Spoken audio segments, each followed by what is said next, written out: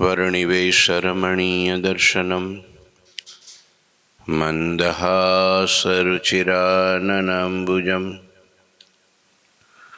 पूजितं सुरनरोत्तमेर्मुदा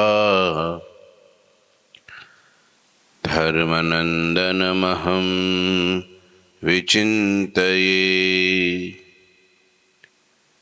गुरुर्ब्रह्मा गुरुर्विष्णु गुरुर्देवो महेश्वर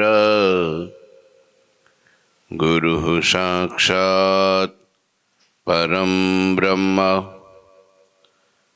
तस्मै श्री गुरुवे नमः। ओम यवतारिणे श्री स्वामिनारायणाय नमो नमः। श्री घनश्यामाय नीलकंठाय सहजानंदाय च नमो नमः। हरि कृष्णाय परम ब्रह्मणि च नमो नमः। श्री सद्गुरु चरणकमलेभ्यो नमो नमः। बोलो श्री स्वामिनारायण भगवाननी जय। श्री ठाकुर जी महाराजनी जय। श्री हरि कृष्ण महाराजनी जय। श्री घनश्याम महाराजनी जय। श्री सद्गुरुदेवनी जय। श्री 500 परमहंसनी जय। जय श्री स्वामिनारायण।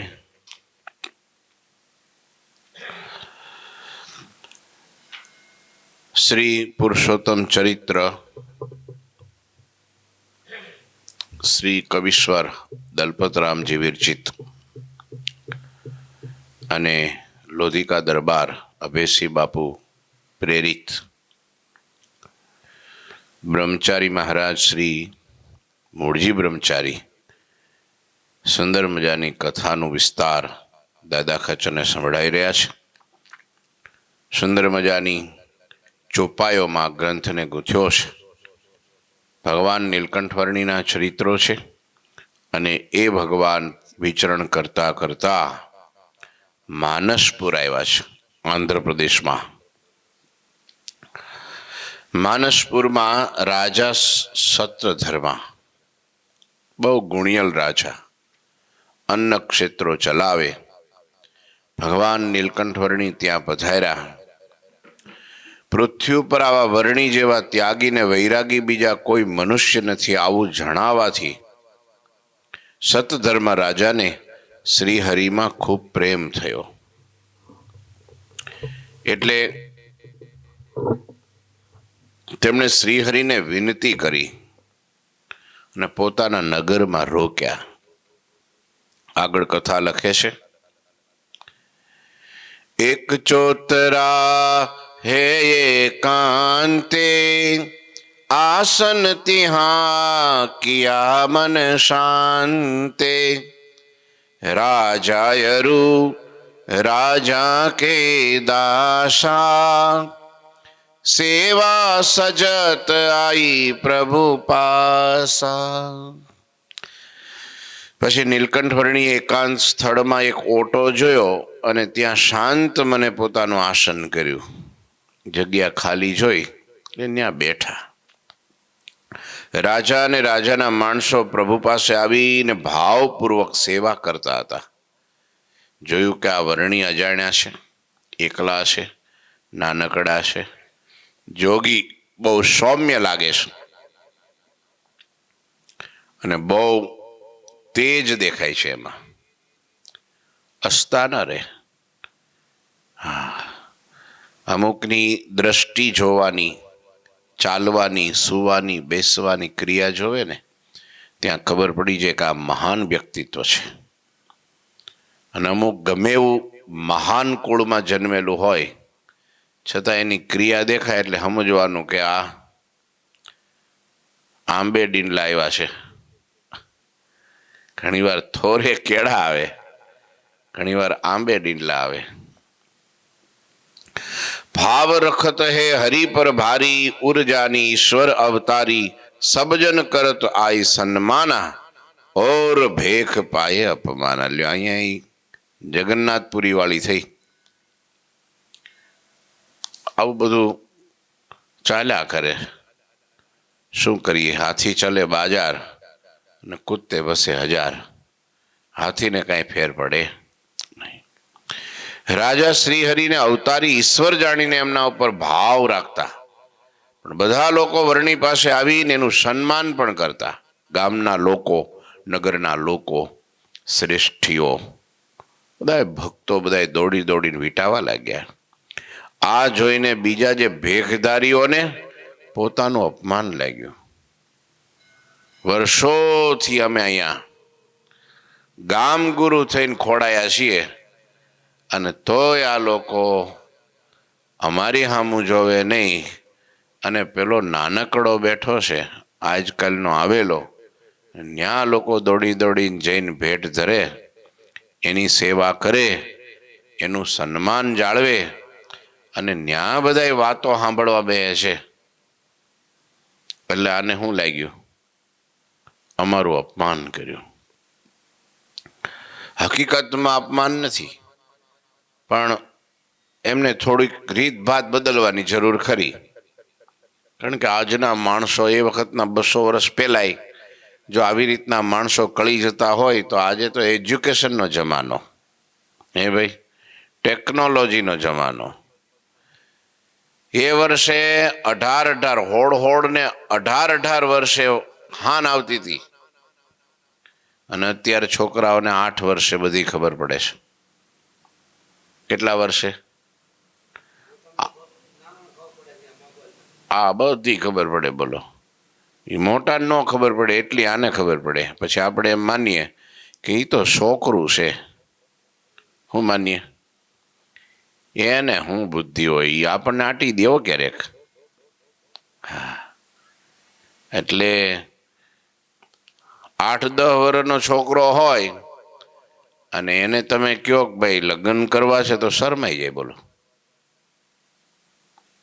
પહેલાના જમાનામાં એવું હતું. 20 વર્ષે ખબર ન પડતી. આટલી નાની નાની ટૂંકી ચડ્ડીઓ પહેરી અને રોડ ઉપર નીકળી જતા. અને અત્યારના છોકરાને કયો લ્યો. એટલે એમ ન માનવું કે આને કાંઈ ખબર પડતી. બધી રીતે પાર નીકળી જાય. એટલે બધાઈને અત્યારે ધીરે ધીરે સમય જતા ખબર પડવા માંડી હું સાચું છે ને હું ખોટું છે. તમારો દંભ ક્યારેય પણ છુપ્યો રહેતો નથી. યાદ નહીં તો કાલ ખબર પડે ને પડે. એ લોકોને ખબર પડી કે ભાઈ ખરેખર પેલા નહોતું જોયું ત્યાં સુધી એને લાગતું હતું કે હારું આમ જ હોય. શું? આ તો આમ જ હોય. પણ પછી કોઈક નવા આવે અને એની રીતભાત કંઈક જોવે નવી, તો શું લોકો માને કે આવું કંઈક હોય? લ્યો, આ સાધુ કોઈક જુદા છે. હા, આની રીતભાત જુદી છે. અને હૈયું કોઈ દી ખોટું ન બોલે. સાંભળજો, બીજો કે ને એ કદાચ સાચું ખોટું હોય, બની શકે. પણ તમે તમારા આત્માને અંદર પૂછો અને આત્મા જે જવાબ આપે ને એ ખોટો ન આપે, એ સાચો જ આપે. તમે તમારી જાતને પૂછો કે સામા વ્યક્તિનું પૂછો તો આત્મા કદી ખોટો જવાબ ન આપે. તમે કંઈક અયોગ્ય ક્રિયા કરી નાખી પછી તમને ડંખ થાય છે, એ આત્મા જવાબ આપે છે કે આવું આપણે ન કરવું જોઈતું હતું. સમજે? એમ સામેનો વ્યક્તિ પણ જો કંઈક એવું અયોગ્ય કર્મ કરે છે તો પણ આત્મા તો પોતાનોય કહે ને બીજાનોય કહે કે આવું ન કરાય. ચોર જ્યારે ચોરી કરવા જાય ત્યારે છુપાતો કેમ જાય છે? બીતો કેમ જાય છે? જો ખરેખર સાચું છે તો તું તારે છાતી કાઢી નીકળ, ધોળે દિવસે નીકળ, અંજવાળું હોય જાગતા હોય ત્યારે નીકળ. હા ભાઈ, બધા હોઈ જાય પછી કેમ જાય છે? હે, એને ખબર છે કે આ કઈ હારા ધંધા. સિગારેટ બાપ પીતો હોય, સમજ્યા, એ પીતો હોય, પણ પછી બાજુમાં એનો છોકરો જો સિગારેટ હળગાવીને ફૂંક મારે તો બાપ શું કરે? બોલો બોલો. અરે લાફો વાટી દે. તારી જાતના આવું કરાય? તો ઈવડે શું કરે છે? એને ખબર છે આ કરાય નહીં. પછી ધીરે રહીને જો બાપ હારો હોય તો બેટાને માથે હાથ મૂકીને સમજાવે કે દીકરા, આ ધંધો હારો નથી હો, આ ન કરાય. પછી છોકરો એમ કે બાપુ તમને છે ને શીખવાડો હાટું જ હું ફૂંક મારું છું કે આ હારું નથી. હા, જોયું તમે? અંદર હાથમાં તો કે જ છે કે આમ ન કરાય. હા, ખબર પડી જાય. એકવાર વેગમાં આવી ગયા હોય ત્યાં સુધી ખબર ન પડે. એના ઉપર મોહનું માયાનું પડળ લાગી ગયું હોય ત્યાં સુધી ખબર ન પડે. પણ જ્યારે સહેજ આમ શાંત પડે ને એટલે તરત એમ થાય કે આ ન કર્યું હોત તો સારું હતું. જે એ ક્યાંથી જવાબ આવ્યો? એ અંદરથી આવ્યો. ખોટું નાખે. પણ ઈર્ષાના પ્રવાહમાં તણાઈ ગયો હોય, મચ્છરના પ્રવાહમાં તણાઈ ગયો હોય, લોભના લાલચના પ્રવાહમાં તણાઈ ગયો હોય ત્યાં સુધી એને ખબર ન પડે. પંચ વિષયના માયાના પ્રવાહમાં તણાઈ ગયો હોય એટલે એને એટલો ટાઈમ ન ખબર પડે. ફરી પાછો જ્યારે સ્થિર થાય એટલે પાછો વળી જાય. કાં કોક વાળે અને કાં સમય વાળે, અંદરથી પડકાર તો આવે જ. આ ભેખદારીઓને પોતાનું અપમાન લાગ્યું કે આ અમારી પાસે આવતા બંધ થઈ ગયા, અમને થોડું ફ્રૂટ લાવી દેતા હતા ને બંધ થઈ ગયા. લાવી શું દેતા હતા? ખાલી ફ્રૂટ. પણ હારું હમણાં કંઈક સફરજન ને કેળું કંઈ દેખાતું નથી. હારું ગયું ક્યાં? તો કે હા, પેલો વર્ણી આવ્યો છે ને ત્યાં બધું વયું ગયું અને આને પ્રોબ્લેમ થયો. અહીંયા અમારું બંધ કરી ન્યા हमारी काली रोटी और धोली दाल पूरी લ્યો. એને અપમાન લાગ્યું. કહે અસુરા મિલી કે સબ યહી પુરુષોત્તમ પુરી મેં બટુ. હા, આ ખબર પડી ગઈ એને. કારણ કે એ બધા ક્યાંથી આવ્યા હતા? અહીંયા માનસપુરમાં આવ્યા હતા. ક્યાંથી બધા? ત્યાંથી ભાગીને આવ્યા હતા કે જીવવું હોય તો ભાગો. અને ભાગીને ક્યાં પુરાણા હતા? અહીંયા. સત્રધર્મા રાજાએ પહેલેથી જ વ્યવસ્થા કરી હતી. સાની? સદાવ્રતની. અને આને શું ખાવું હતું? હા, સદાવ્રત તો ગોતતા હતા. હા, જો હાથ પગ સારા ચાલતા હોય, ભગવાનને સ્વસ્થ શરીર આપ્યું હોય તો ક્યારેય પણ હા અણહકનું, અનીતિનું કે મહેનત વગરનું ખાવું નહીં. સમજ્યા? એક સાધુને પણ જો ન ખવાતું હોય તો ગ્રસ્ત તો ખવાય જ નહીં. હા, અયોધ્યાપુરીમાં રાજા રામની આગળ એક કૂતરું આવ્યું ને એમ કીધું કે ભાઈ મહારાજ, તમે રાજા રામ અને તમે યોગ્ય ન્યાય કરો, તે મારો ન્યાય કરો. રામચંદ્રજી કે ભાઈ શું છે તને, શું પ્રોબ્લેમ છે? તો કે હું શાંતિથી રોડને કાંઠે બેઠું હતું અને આ ભાઈએ, આ વ્યક્તિએ મને દંડો માર્યો, પાઠું માર્યું, મને ત્યાંથી ઉઠાડ્યો. મેં એનું કાંઈ બગાડ્યું નહોતું તો આને મારી સાથે આવો વ્યવહાર કેમ કર્યો? માટે એનો દંડ કરો, એનો ન્યાય કરો. રાજા રામ કે ભાઈ તને આ પ્રોબ્લેમ થયો અને તને વગર વાંકે એને આવો રીતનું તારી સાથે બિહેવિયર એટલે કે વર્તન કર્યું તો હવે તું જ એનો દંડ નક્કી કર. અરે કૂતરું કે છે, મહારાજ તો પછી એને એક મોટા મઠનો મહંત બનાવો.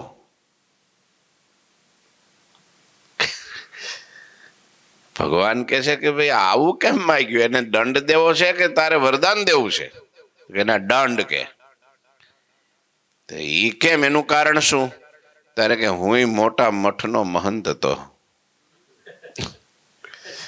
હા, ત્યાં ધર્માદાનું નકરું ખાધું ને ભજન ન કર્યું, ત્યાં કૂતરાની દશા જો વાળે ખરી ગયા મારા. એટલે ઈવડો ન્યા જાહે ને એટલે એવું જ બધું આવશે, ગરીબોનું બધું મહેનતનું, અને આવડો આ ખાહે ને પછી ભજન નહીં કરે ને તો પાછો અહીંયા જ મારી હારે જ આવશે. એનો દંડ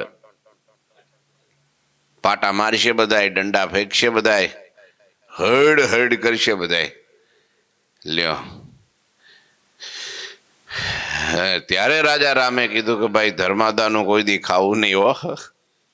હા, ધર્માદાનું તો ધરથી માંદું, ભાઈ બુદ્ધિ બગડે. એમ એટલું ભજન હામે ન થાય, સતધર્મા પછી ગમે એટલા સદાવ્રત ખોલે ને પછી ન્યા 3 ટાઈમ ટાટકી જાય, અને પછી ધ્યાન નહીં કરવાનું, ભજન નહીં કરવાનું, કઈ કોકના માટે પ્રાર્થના નહીં કરવાની, હાથ નહીં હલાવવાના, પગ નહીં હલાવવાના, દોડવું નહીં, પ્રવૃત્તિ નહીં, એના જીવના કલ્યાણ માટે કઈ મહેનત ન કરવી, નહીં કથા કરવાની, કમસે કમ કઈ બીજું હળ લાકડું ન ચલાવે વાંધો નહીં, ખાડા ન ખોદે તોય વાંધો નહીં. સમજ્યા તમે? હા, બીજી કઈ કાળી મજૂરી કરવાનો જાય કઈ નહીં, કમસે કમ બેઠા બેઠા ભારી ભજન કરે, હે, અને નિયમો પાળે, પોતાના દોષો ટાળે, સ્વભાવ પ્રકૃતિ ટાળે, અને કોઈક જીવ આવે તો એની સામે બેહીને વાતો કરે, ભગવાનની વાતો કરે, મહિમાની, શાસ્ત્રની વાતો કરે, તોય ઘણું. અને એટલું ન થાય પછી તેને મોટા મઠના મહંત જ કરવા પડે ને. કયો તો શું કરવા પડે? હે, લ્યો, એટલે આ ઈર્ષા આવે બધી. આ દ્વેષ આવવાનું કારણ શું? ઈર્ષા આવવાનું કારણ શું? ઘણા લોકો નથી કહેતા કે આ મંદિરમાં 24 કલાક રહે તો આવો ધુઆ પુઆ કેમ થાય છે, આ આથડા કેમ કરે છે, વારે વારે ખોટું કેમ લાગી જાય છે, આ ઘડીએ ઘડીએ આમ કેમ કરે છે?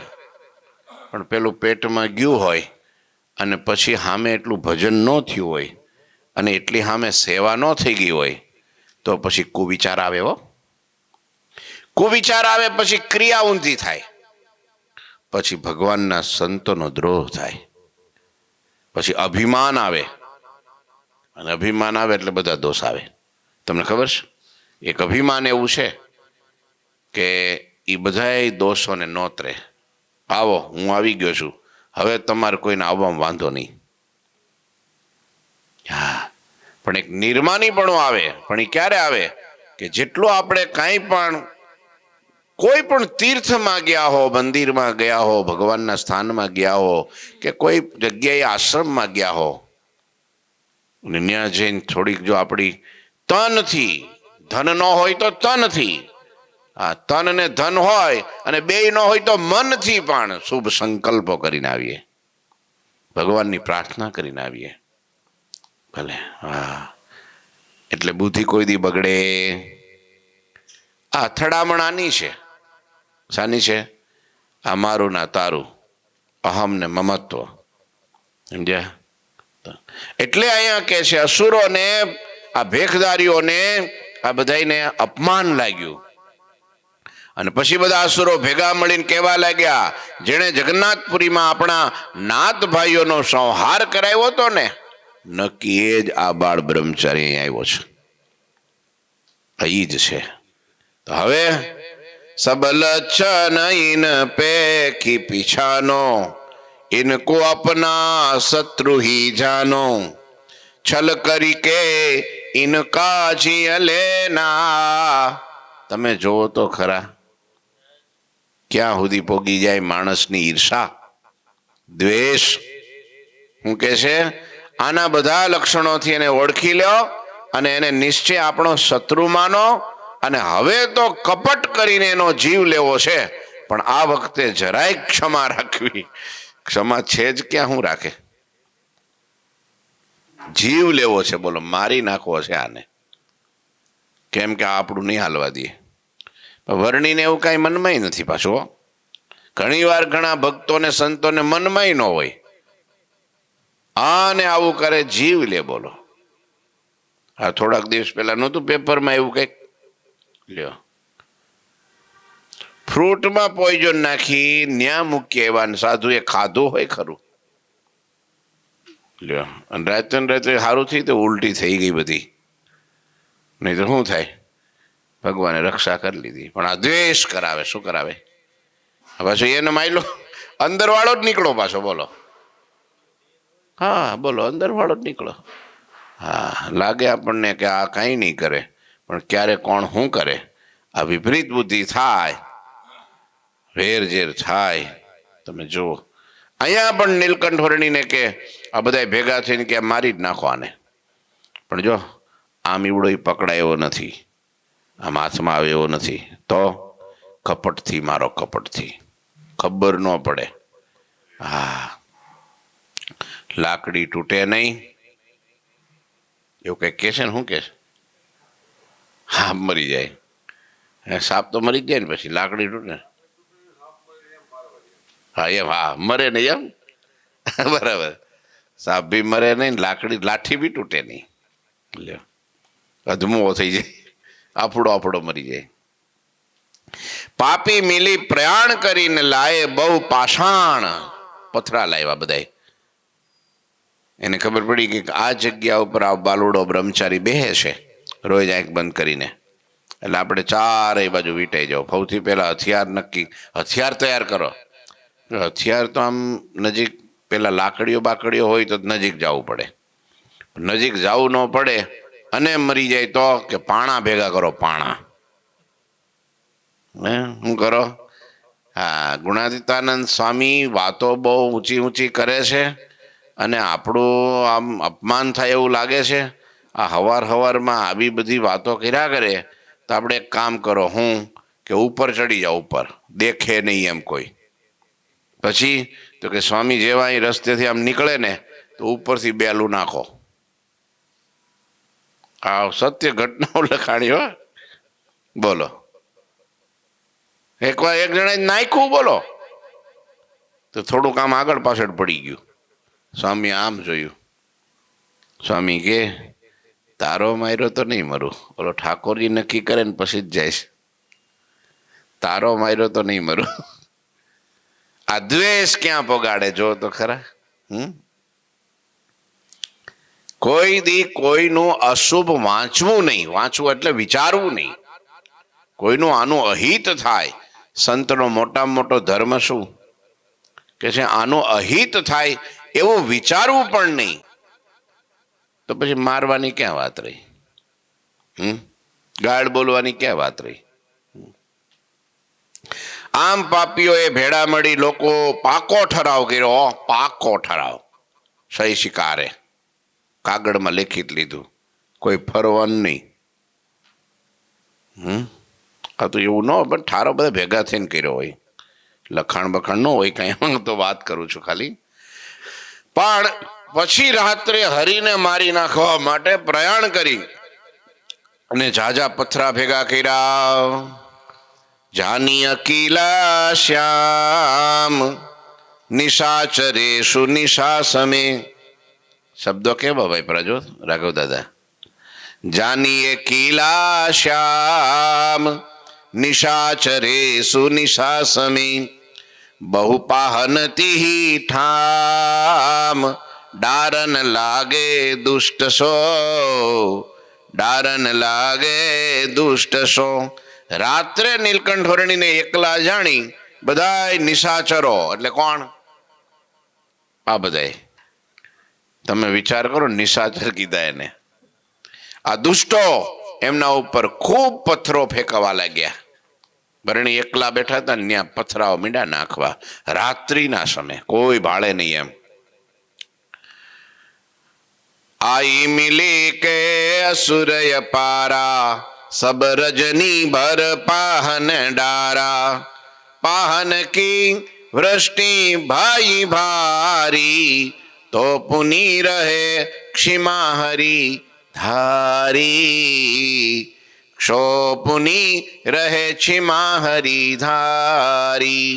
અપાર અસુરો ભેગા મળી આવ્યા, એમણે આખી રાત પથરા જ ફેંક્યા, બીજું કાંઈ ન કર્યું. એક જ ધંધો, શું? પાણા મારો. પાસે જવાય એમ નહોતું. એ રાત્રિના ટાઈમે પાણા મારો કે છે, ધડા ધડી. પછી એક તો પાણા હોય ને બીજા સામે પથરા, ઓલા સામે પતરા હોય. અવાજ કેવો આવે, આમ ટોટા ફૂટતો એવો આવે ને. ગમે એટલું તમે કીર્તન ભજન કરતા હોય તોય ખબર પડી જાય ને. એટલે બધાએ ભેગા મળીને એમણે આખી રાત હરિ ઉપર પથ્થરો ફેંક્યા. જાણે પથ્થરની મોટી વૃષ્ટિ થઈ, છતાં પણ શ્રી હરિ ક્ષમા રાખીને ત્યાં ને ત્યાં બેસી રહ્યા. આંખ જ ન ઉગાડી. બોલો. હા, પેલી કોટરા આવી ને ભગવાનને મારવા હાટું, તે ઘોડિયામાં નીલકંઠ ભગવાન ઘનશ્યામ મહારાજ હુઈ ગયા અને પેલા આમ જાગતા હતા, રમતા હતા, કિલકિલાટ કરતા હતા. પણ પેલી કોટરા આવી ને એટલે ભગવાન આંખ બંધ કરી ગયા. શું કરવા? નાતી નહોતી એમ. એ તો સરયુ ગંગાથી આવી હતી, નાઈને જ આવી હોય ને એવું આવે છે. એટલે ભગવાન આંખ બંધ કરી ગયા. તો નાક બંધ કરવું જોઈએ ને. ના ના, એટલે નહીં. ભગવાન વિચાર્યું આંખ બંધ કરીને કે આ વખતે મારે આને મારવી નથી, તારવી છે. શું? મારવી નથી. હા, પેલી તાડિકાને મારી નાખી, પૂતના નહીં મારી નાખી, પણ આ વખતે મારે આને તારી દેવી છે.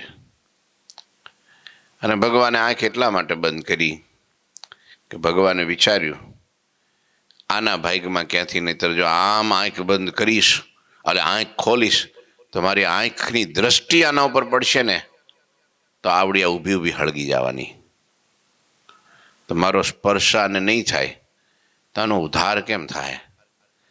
એટલે ભગવાને વિચાર્યું આંખ બંધ કરી દો તો ધીરે મને લઈ લે પોતાની બાહુમાં.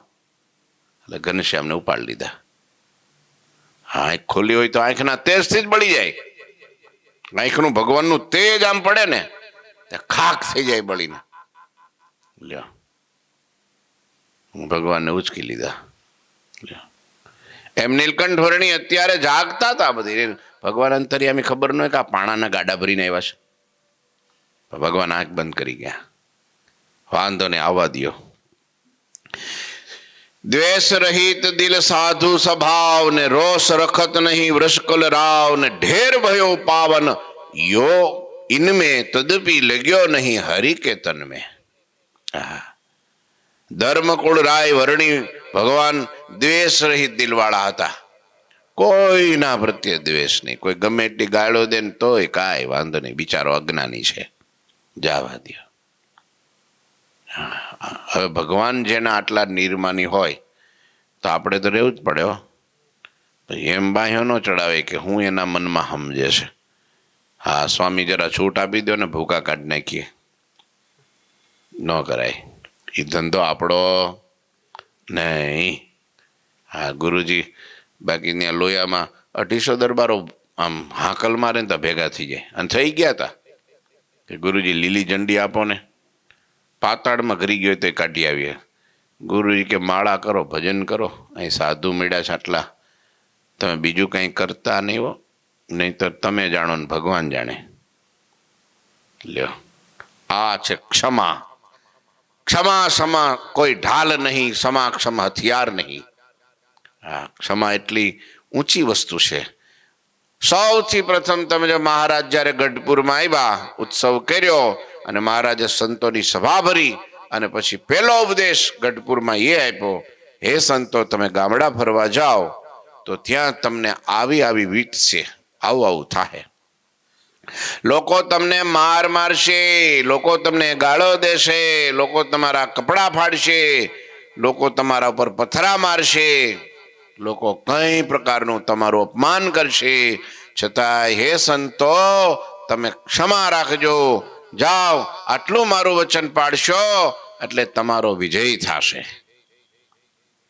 આ પ્રથમ ઉપદેશ ભગવાનનો સંતોને. અમે હવે અહીં રોકાઈશું, તમે બધાય નહીં, તમે જાઓ ગામડે ફરો, પણ ત્યાં જાઓ એટલે આમ જ થાય. બોલો શું કરવું છે? ઘણા સંતો કહી દે ના મહારાજ ઈ રહેવા દો, અહીં બરાબર છે.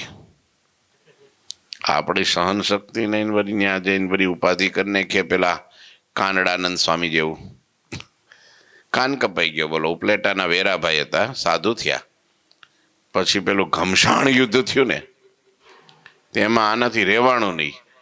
આમ કાઠી કેલી તલવાર લટકતી હતી ને દિવાલે, ત્યાંથી ઉઠાવીને સીધી સલાંગ મારીને યુદ્ધમાં તે કેટલાયના કાન કાપી નાખ્યા, કેટલાય માથા કાપી નાખ્યા, કેટલાયના હાથ પગ કાપી નાખ્યા. પછી દોડીને પાછું બધું શાંત થઈ ગયું ને એટલે અંદર ઓરડામાં આવીને હાથમાં માળા લઈને ભજન કરવા માંડ્યા. તો મહારાજ આવ્યા, સંતો સલામત છે? તો કે આ સંતો બધા સલામત છે. તે મહારાજ એકબીજાને આમ જોતા જોતા પેલા સ્વામી પાસે આવીને કે લે સ્વામી આ તમારો કાન ક્યાંય ગયો કે? ત્યારે એને ખબર પડી કે કાન જ નથી, એને ખબર જ નહોતી. બોલો આ તમારો કાન ક્યાંય ગયો? ત્યારે હાથ ફેરવો ત્યારે ખબર પડી, એટલે મહારાજ કાન તો ગીરવે મૂકી આવ્યો. એ મહારાજ ભૂલ થઈ ગઈ, મેં કીધું નહોતું તમે બહાર ન નીકળતા. કે મહારાજ આવું યુદ્ધ થયું અને આમ જો કરે પછી મારાથી રહેવાય નહીં, સત્સંગનો પક્ષ તો રાખવો પડે. મહારાજ કે તમે મારી આજ્ઞા લોપી છે માટે અમે તમને હવે સાધુ નહીં રહેવા દઈએ. લાલો ભગવા કાઢો અને ચોયણીને કેડિયું પહેરો. પાછા ધોળા પહેરાવી દીધા મહારાજે. એટલે મહારાજને ક્ષમા કેટલી ગમતી હશે, કેટલી ગમતી હશે. મહારાજ કે તમે કાંઈ ન કરતા, ભાઈ બહુ થાય તો હું કંઈક કરીશ, પણ તમે ન કરતા. અહીંયા પણ મહારાજે ક્ષમા, દ્વેષ રહિત દિલવાળા, સાધુ સ્વભાવના હોવાથી, હા સાધુ સ્વભાવ રાખે ને પછી ધોબીએ ધોબી થાય એમાં પછી માલ નહીં, સમજ્યા? એમાં ખબર પડે ને ધોબીએ ધોબી. એક મહાત્મા ચાલ્યા જતા હતા નદીને કિનારે, એક ધોબીએ કપડા હુંકવા તો એના ઉપર પગ પડી ગયો, ધોબીનો મગજ ગયો, દોડ્યો, હાથમાં ધોકો લઈને પેલા મહાત્માને 2-4 ધોકા માંડ્યો મારવા. આંધળો છો ને આમ છો ને તેમ છો ને માંડ્યો બોલવા.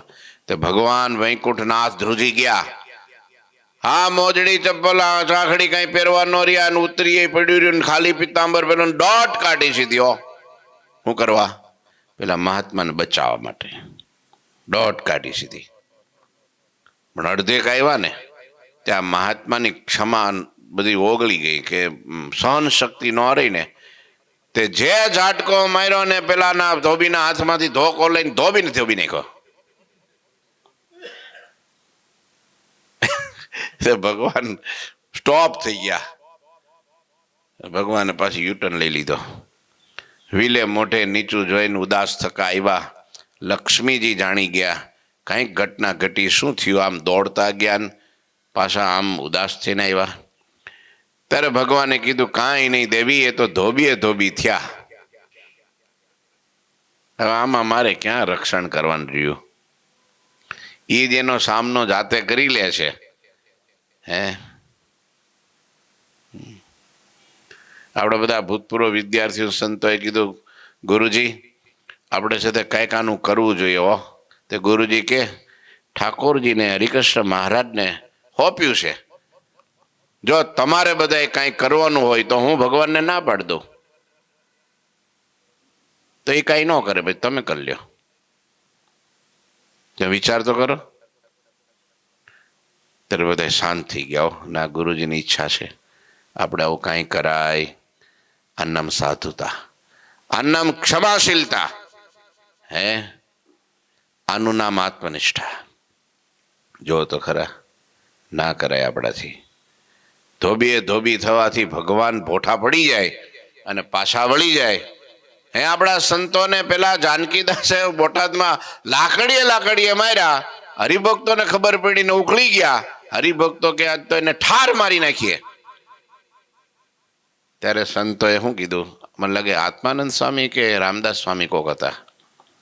ત્યારે એ સંતો કે ભલા આ વાહો તો 15 દિવસે મહિને હારો થઈ જાહે, રિપેર થઈ જાહે, રૂજ આવી જાહે, હા કાંઈ થયું જ નહોતું એવું થઈ જાહે, પણ પેલાની લાકડી બિચારાની ભાંગી ગઈ અને નવી લાકડી દેહે કોણ?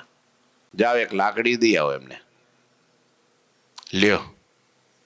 આ ક્ષમા હા સંતોની, આ ક્ષમા. પછી લોકો પાગલ જ થાય ને એની પાછળ, હે ભાઈ ન થાય? પછી કે અરે આની પાસે આટલા બધા કેમ માણા જાય છે બહુ, હે? એટલે આ ક્ષમા છે, એટલે નીલકંઠ વર્ણિમાં સાધુતાનો ગુણ સ્વભાવ હોવાથી કોઈના પ્રત્યે લેશ માત્ર પણ રોષ નહીં. પછી આશ્ચર્ય એવું થયું કે વર્ણિની પાસે જ અસુરોએ ફેંકેલા પથ્થરોનો મોટો ઢગલો થઈ ગયો, પણ એમાંથી એક પણ પથ્થર હરિના શરીર ઉપર વાગ્યો નહીં. નાખ્યા હતા મારવા માટે, પણ પથ્થરો વાગ્યો નહીં, કાંઈ ન થયું. લ્યો, પ્રહલાદને 1000 વખત મારી નાખવા માટે એના બાપે ક્યાં કૂવામાં ફેંક્યો ને, દરિયામાં ફેંક્યો ને, નદીમાં ફેંક્યો ને, પહાડ ઉપરથી ફેંક્યો ને, કોટડીમાં ફેંક્યો ને, ઝેર આપી દીધું, હાથી નીચે કચડાવા નાખ્યો ને, કેટલાય વાના કર્યા, પણ છતાં પ્રહલાદનો વાંકો વાડ ન થયો. હે, તો આપણે હોત તો કે તો પ્રહલાદ અમે તારી હારે છીએ, મૂંઝાતો નહીં, હાલો ભેગા થઈને તારા બાપને પાઠ ભણાવી દઈએ. હે,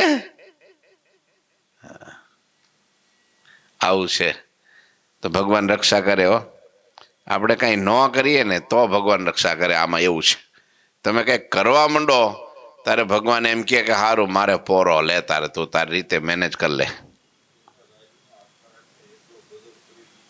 ઈ કેવો આખા રાજમાં એકલો ભજન કરે, બોલો. જેનો બાપ દ્વેષી ભગવાન થઈને પૂજાય અને એનો દીકરો એનું ભજન ન કરે, બીજાને આખા પૃથ્વીના લોકોને ભજન કરાવે પોતાનું. પણ આ તમે જુઓ તો વિજય કોનો થયો? સત્યનો, પ્રહલાદનો વિજય થયો. પ્રહલાદે કઈ કીધું હતું, એ હવે હદ થાય જો, નહીં તો મને આવડે છે, હું તારું જ લોહી છું. એમ કીધું હોત તો હું તારું જ લોહી છું. હા હા, બાપ કરતા બેટો સવાયો થઈ જાય ક્યારેક, પણ ન થયા. ક્ષમા રાખી. હે, યુધિષ્ઠિરે ક્ષમા રાખી. તમે જો તો એનો વિજય થયો. એમ છે તારે એક પણ પથ્થરો વાગ્યો નહીં, લો ન વાગવા દે. હે, અખંડાનંદ સ્વામી હાયલા જતા હતા, ક્ષમા મૂર્તિ, સામેથી વાઘ આવ્યા, સિંહ આવ્યા, તો કીધું કઈ વાંધો નહીં, હવે આ શરીર એના માટે કામ લાગી જાય, બીજું શું. તો લ્યો, તો ભગવાન આવી ગયા, બચાવી લીધા ને. કેટલા પરચા એવા, ક્ષમા રાખી, એનો બચાવ થયો. ને હા, મેં બાહી ઉપાડી, લાકડી લીધી કે કોલર ચડાવી, આંખ કાઢી અને વેણ ઉપર વેણ મારી દીધા. તો ભગવાન કે છે હવે આમાં આપણે પડાય નહીં.